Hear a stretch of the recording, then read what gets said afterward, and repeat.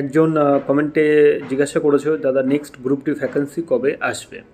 দেখো, বলে রাখি যে এখন ডিসেম্বর চলছে অলরেডি 2025-এ।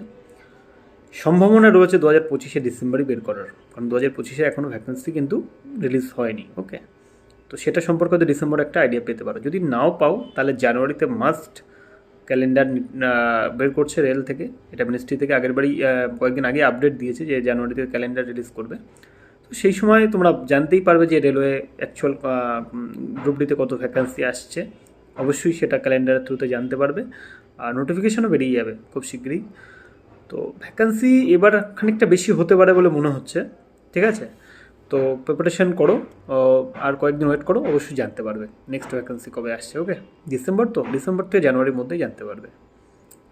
ভ্যাকেন্সি যেমন থাকে প্রতি বছর যেহেতু বের করছে তেমনই থাকবে, হয়তো একটু বেশি বা নয়তো একটু কম। এই তো, প্রিপারেশন করতে থাকো, ভ্যাকেন্সি বেরিয়ে যাবে ঠিক।